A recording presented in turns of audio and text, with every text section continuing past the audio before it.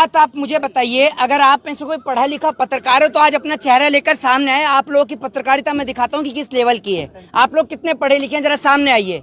है किसी में दम? अरे सब पढ़े, हाँ सब पीएचडी होल्डर है, हमें पता है। किसमें आपने पीएचडी कर रखी है बताइए जरा। बंद हो गई पीएचडी 1 मिनट में। किसमें? पॉलिटिकल साइंस में। आर्टिकल 79 क्या कहता है जरा बताइए। अरे आपसे पूछ रहा हूँ, मेरे से मत पूछिए। आपने पीएचडी कर रखी है ना, क्यों नहीं पूछा जाए पत्रकार से? नहीं क्यों ना पूछा जाए? आर्टिकल 79 सुन लीजिए।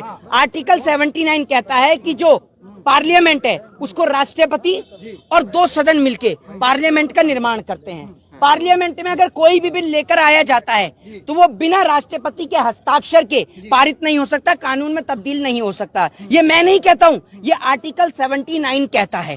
तो आर्टिकल 79 के अनुसार भाई पार्लियामेंट का तो उद्घाटन जो है वो राष्ट्रपति के हाथों ही होना चाहिए। पहली बात तो ये। दूसरी बात ये, प्रधानमंत्री की और तमाम मंत्रियों की नियुक्ति करने का भी जो कार्य है वो पार्लियामेंट के हाथ में यानी राष्ट्रपति के हाथ में होता है। बिना राष्ट्रपति की मर्जी के कोई मंत्री नहीं बन सकता है, कोई प्रधानमंत्री नहीं बन सकता है। तो उसमें भी राष्ट्रपति का ही हस्ताक्षर चलते हैं। तो राष्ट्रपति के हाथों क्यों नहीं हो रहा है, पहला सवाल। दूसरी बात यह कि 28 तारीख को ही क्यों पार्लियामेंट का उद्घाटन हो रहा है, क्यों 14 अप्रैल को नहीं हुआ, क्यों 26 जनवरी को नहीं हुआ और क्यों 2 अक्टूबर को नहीं हुआ? ये दूसरा सवाल। आप में से मुझे कोई बताएगा क्या है 28 में?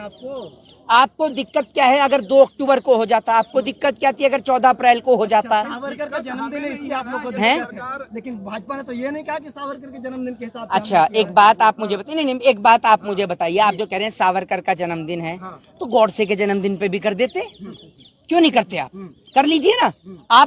आप एक बात मुझे बताइए, क्यों देश के प्रधानमंत्री फिर महात्मा गांधी के लिए एक वो अपनापन दिखाते हैं? क्यों 2 अक्टूबर को राजघाट पर जाकर पुष्प अर्पित करने का काम करते हैं? आप दिखाइए ना पूरे देश को कि आप गॉडसे की विचारधारा पे चलते हैं।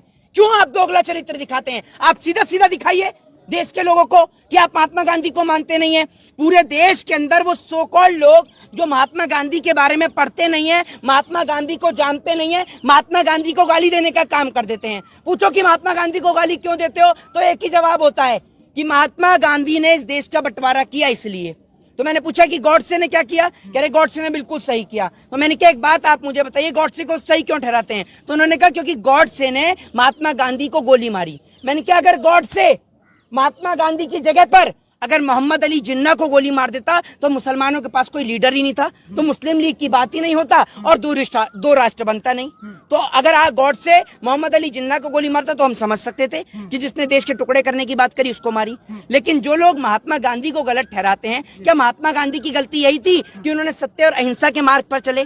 महात्मा गांधी ने सदैव सत्य को ऊपर माना। दूसरी बात ये कि 28 तारीख को एक बहुत बड़ा अहम और विशेष दिन भी है हमारे देश की बेटियों के लिए। अभी आपने देखा होगा कि यहाँ पर पहलवानों ने प्रेस कॉन्फ्रेंस करी, जिस प्रेस कॉन्फ्रेंस के जरिए उन्होंने बताया कि तमाम जो किसान पंजाब से आ रहे हैं और जो तमाम लोग जो आ रहे हैं वो सिंधु बॉर्डर पर आकर रुकेंगे, जो उत्तर प्रदेश के लोग हैं वो गाजीपुर बॉर्डर पर आएंगे और जो बाकी के जो लोग हैं जो जंतर मंतर पर पहुंचेंगे, यहाँ से शांतिपूर्ण तरीके से जहां पर भी उनको रोका जाएगा, स्टॉप किया जाएगा, वहीं पर बैठकर नारी शक्ति अपनी पंचायत करेगी। यह 28 तारीख का एक ऐतिहासिक दिन रहेगा जब इस देश की नारी शक्ति अपना बाहुबल दिखाएगी सत्य और अहिंसा के मार्ग पर चलते हुए। इस देश के अंदर नारी को बहुत कमजोर किया गया, इस देश के अंदर नारी को कागज की तरह मरोड़ दिया गया, लेकिन इन्हें नहीं पता कि इस देश की नारी जब दुर्गा का रूप धारण करती है तो किस तरीके से असुरों का सर्वनाश करती है, वो इस देश में दोबारा आपको देखने को मिलेगा। और इस देश की स्थिति ये है कि आज जब यह आंदोलन चल रहा है तो देश के कोने कोने से कई ऐसी बेटियां उठ कर आ रही हैं जिनके साथ यौन शोषण हुआ, जिनके साथ बलात्कार हुआ, जिनके साथ रेप हुआ। उनके साथ बलात्कार और रेप करने वाले बहुत बाहुबल होते हैं, ठीक है? तो वो लोग लड़कियां हिम्मत नहीं कर पाती, लेकिन आज वो लड़कियां यहाँ पर आ रही हैं और उनमें से एक लड़की भी पीछे भी खड़ी हुई है। ठीक है जी। आपको दिक्कत किससे? मोदी जी के उद्घाटन